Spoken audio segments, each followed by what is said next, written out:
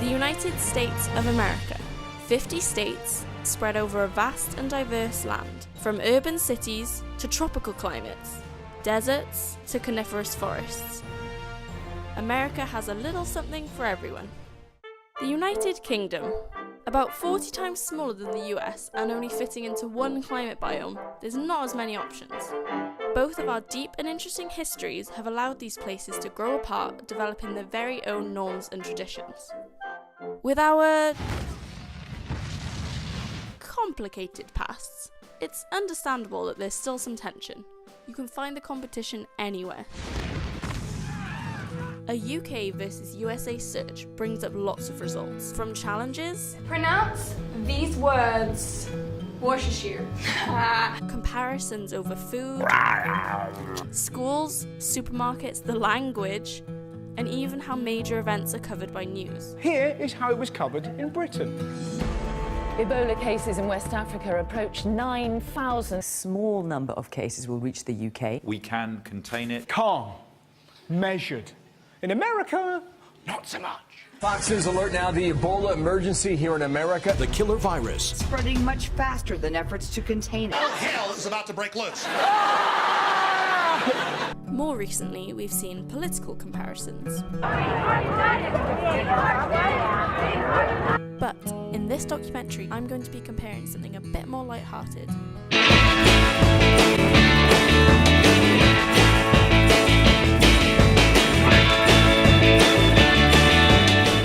Summer camps.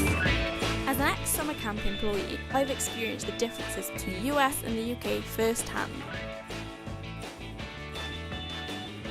I spent 3 summers working at a summer camp in Maine, which to us Brits sounds pretty cool. For Americans, however, it's just a sometimes expensive part of the culture.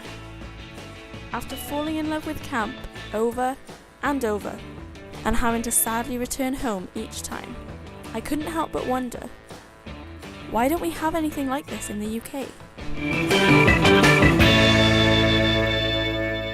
So what are summer camps, and where do they come from? Originally for boys in America, summer camps in the 1870s and 80s were designed to save humanity from dying from indoorness. As well as escaping the modern world, these camps encouraged roughing it to build character. By 1900, the idea of summer camps was starting to spread, always an escape from urban life and civilization. Summer camps became a real escape for children during the war too. Today it's reported that there are a total of more than 12,000 camps in the US attended by over 11 million children and adults.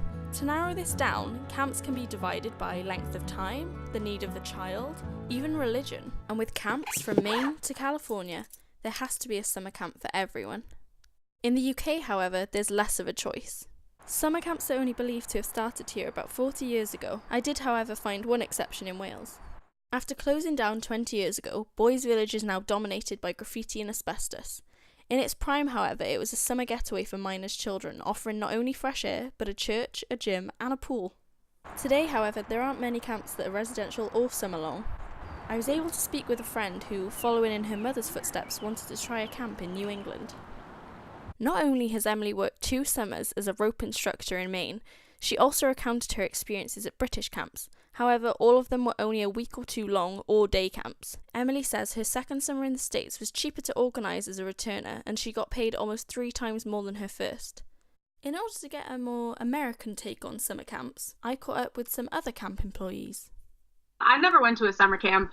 I also didn't have any friends that did, so that probably had something to do with it, because I always had friends around in the summer, and I lived by the beach, so I didn't really see a point in leaving. I never went as a camper, probably because it's kind of expensive to go. I think it depends on where people live in America. Like New York and Massachusetts, a lot of people go to camps from there. Yeah, I noticed there are a lot of kids from cities, so I think that makes sense, like getting out of the city in the summer and going into nature. Yeah, exactly. Considering like how much it would cost you to travel and like if the pay would be probably less if you came here, would you ever do a summer camp in the UK? If I hadn't been to a camp in America, maybe, but I think it's probably a lot cheaper to, especially if you want to go to the UK and explore, just going on your own would make more sense. Yeah. If you ask me today, to go to a camp in England, I would say no because I'm too attached to the one I'm at right now. But if I wasn't going there, I think it would be cool to spend the summer in a different country. How much did you get paid? You can like ballpark it if you don't want to give the exact amount. And did it go up as you returned? Yeah, my first summer, I think it was $1,350 baseline and then the $500 at the end of the summer bonus. Oh, yeah. And the second summer it went up $100. It's not a lot, basically. When you work it down, you're basically working 24 hours a day. You get your break off, you're like an hour off, you get a day off and a night off, but it still works out to like pennies an hour, which I guess you kind of know when you're going into it that it's not a lot of money, but it's best not to work out the math, is what I've learned. It was basically the same my first summer, and then after every year you come back, you get like a little bit more, and because it's going to be my 10th summer, it actually is starting to feel a little bit more worthwhile for the money. I won't say a number, but it is over $3,000.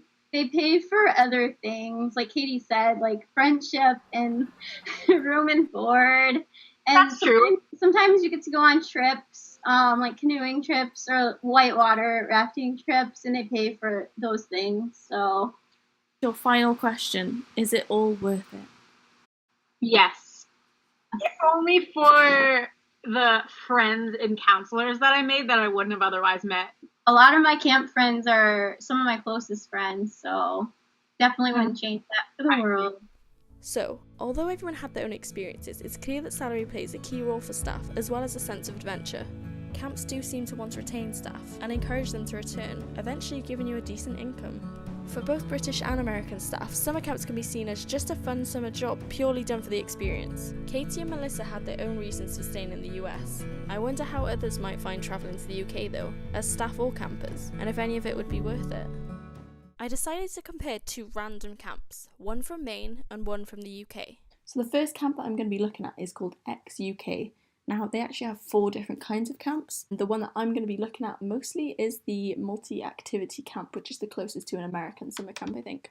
This camp takes place in a boarding school that obviously isn't in use in the summer, in Worcestershire. I want to look into how much this is and how long it all lasts. It seems like they do everything by week, but you can pay for more than 1 week. The camp lasts 6 weeks in total. It would cost the camper about £650 a week. Depending on how long they want to stay, obviously that would go up, but for extra activities, for trips, for transport, does also cost extra. I also want to look at the pay that staff would get. Okay, it says depends on your position, you will earn no less than £385 a week, not a summer, a week. And if your role at the camp means that you need specific qualifications or you have like a higher responsibility, it says the pay can actually go up to about £700. Again, a week. So now the American camp I'm looking at, they've been around for nearly a century, it says. For the full summer, from June 22nd to August 12th, it would cost you $13,575.